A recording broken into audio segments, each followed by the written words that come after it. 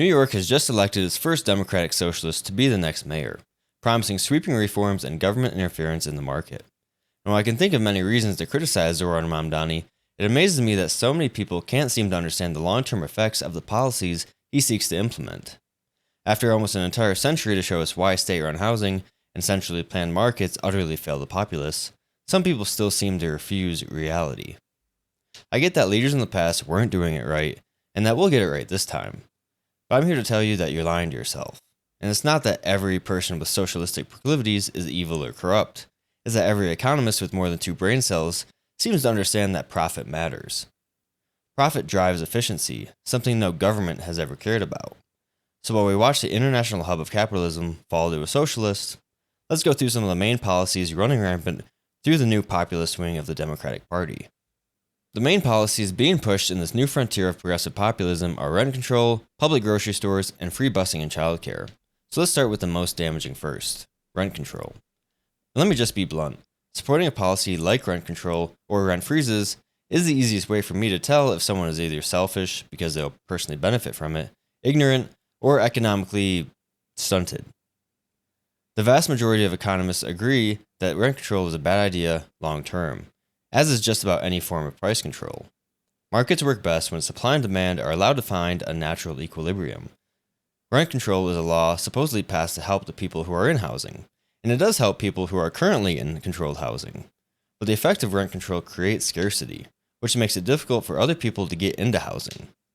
So where did the scarcity come from? For one, developers have less incentive to build housing if there's a ceiling placed on what they can charge. Economist Milton Friedman argued that rent control created a haphazard and arbitrary allocation of space. And this was echoed in a 1972 paper by Edgar Olson, which found that rent control led to what economists call an overconsumption of housing. Simply speaking, it breaks up the supply and demand cycle. The way the economy is supposed to work is that as demand rises, rents go up. As prices rise, it becomes more advantageous to build more apartments, and then supply drives prices down, which you'll eventually reach equilibrium. Rent control eliminates the incentive to build more apartments, because why build an apartment complex in a city where rent is locked to $1,500 a month when you can build in another city and make $2,500 a month?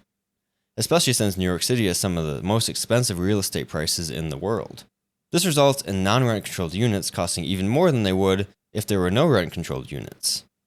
If you limit the rent on 30% of units, the cost of the other 70% will go up to balance it out. And the limited supply makes it much harder for newcomers to find a place to live.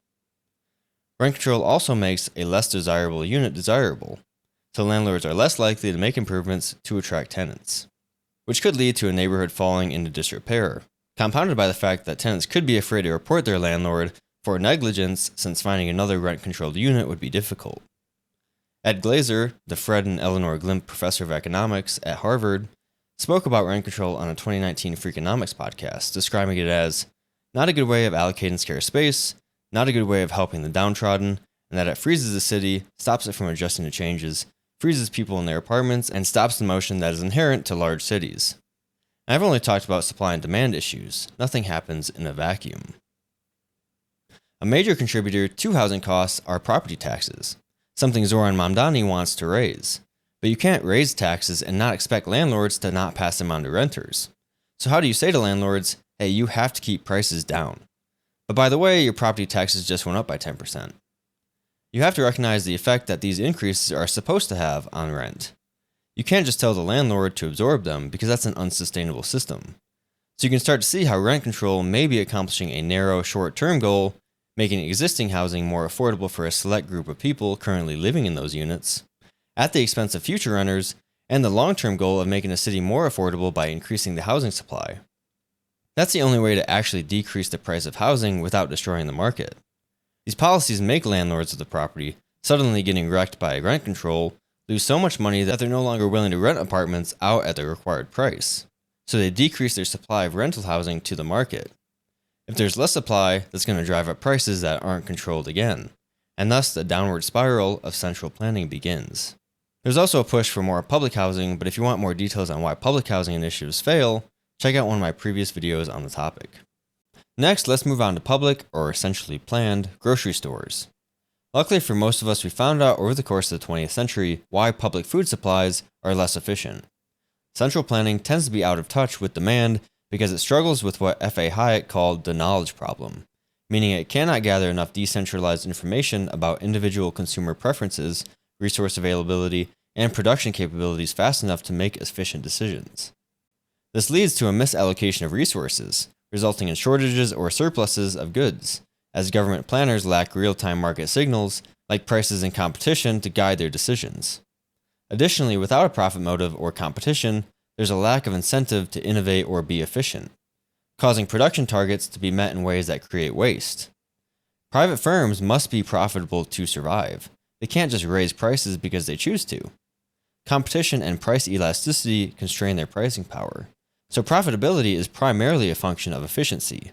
And since government enterprises don't have to make a profit, they have less incentive to control costs. Supermarkets in general operate on notoriously low profit margins.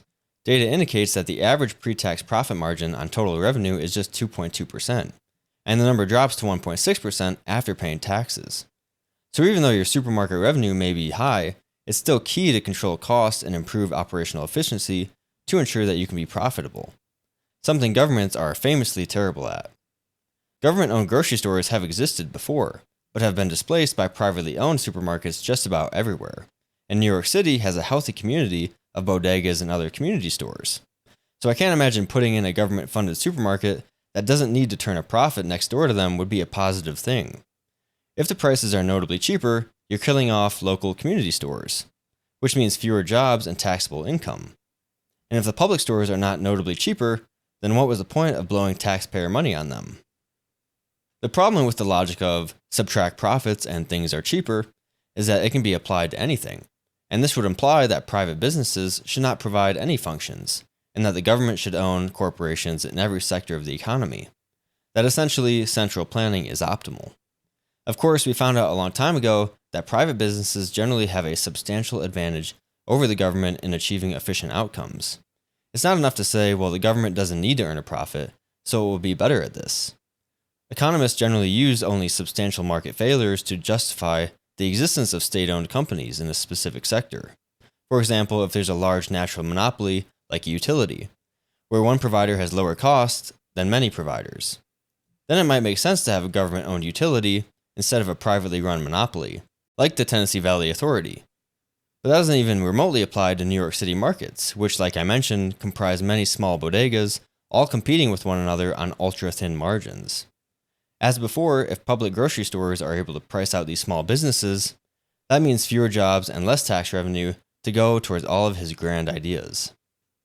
Other policies like free busing and childcare are, from an economic perspective, not much better, but they don't have the long-term housing and business damage of the two I've already talked about. So I'll just quickly address the practicality of fare-free public busing, which really comes down to whether you simply want to make it free or if you want more people to use it. Other cities that have adopted fare-free transport in the past tend to be small to medium-sized and situated in wealthy nations with a large tax base, popular examples being Montpellier in France and the city of Luxembourg. Major metropolitan areas like London or New York generally earn a larger portion of public transport financing from ticket sales, making it more challenging to eliminate. UITP, an international public transport advocacy group, has analyzed instances of fare-free public transport from around the world, concluding that it's largely at odds with proponents. Eliminating fares is not the most efficient means to increase users. UITP's position and data shows that improving service quality, not lowering fares, is the best way to boost rider welfare and attract passengers. Politicians like Mamdani may say that they're not worried about more people using public transport, but want to make it more appealing to low-income earners. But even for those with low income, price is less important than quality. When researching their report, Who's on Board 2019, Transit Center surveyed 1,700 riders in 7 different cities across the U.S. What they heard is that most low-income bus riders rate lowering fares as less important than improving the quality of the service. This suggests that if a transit agency had to choose between devoting funds to reducing fares or to maintaining and improving service, most riders would choose the latter. And the idea of making transit free turns out to be less appealing to the public than making improvements to the system. While removing a $2 bus fare isn't the biggest deal in the world, the ultimate question for all of these policies is inevitably, how do you pay for them? The Mamdani administration wants to increase the corporate tax rate to 11.5% to match New Jersey, the highest rate in the nation, which will supposedly raise $5 billion per year, as well as a 2% increase on all incomes over $1 million, which again will supposedly raise $4 billion. The first problem is that, according to the Cato Institute, 79% of New York corporate filers in 2021 paid less than $1,000 in corporate income tax, an implied taxable profit base under $15,000. These firms would still fall into the lowest tax bracket and not see their tax bills increase at all under Mamdani's policy. But Mamdani knows this. He constantly talks about how his proposals would only affect the most profitable corporations. But because the top tax rate affects only a fraction of New York corporations, adjusting it would only have a fraction of the effect that Mamdani wants.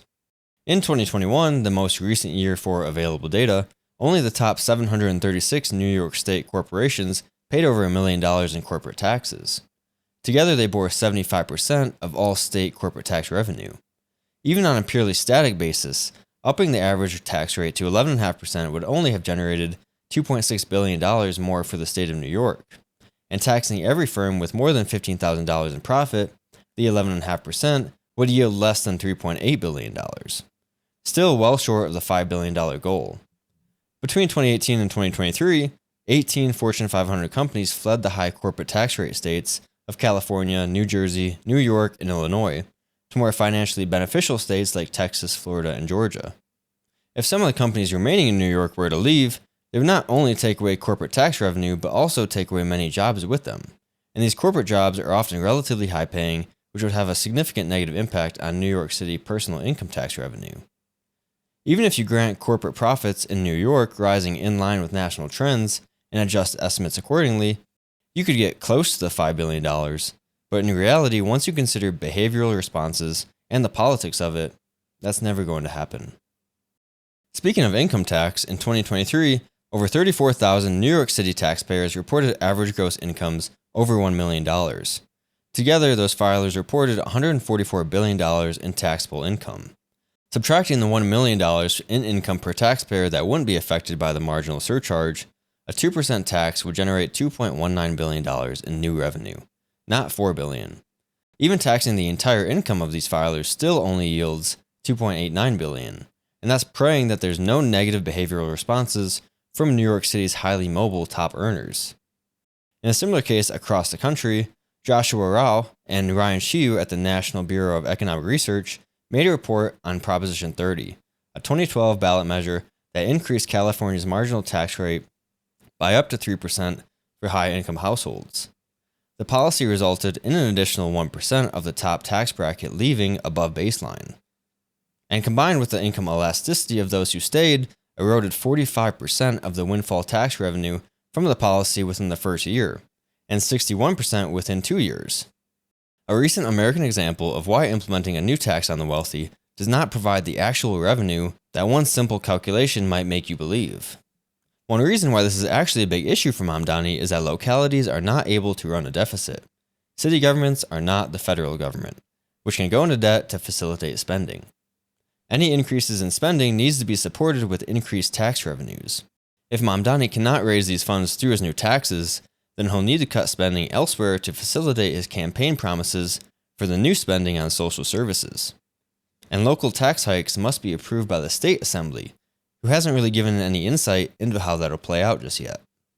Realistically, the best case for New York, long term, is that Mamdani will spend his term throwing tantrums about how the state assembly is refusing to raise taxes and preventing him from implementing his policy ideas. But for all I know, that will probably just get him reelected. And personally, I hope that New Yorkers get everything that they voted for. Thank you for watching. Let me know what you think about the policies of the new populist wing of the Democratic Party. If you enjoyed, don't forget to like and subscribe, and I'll see you in the next one.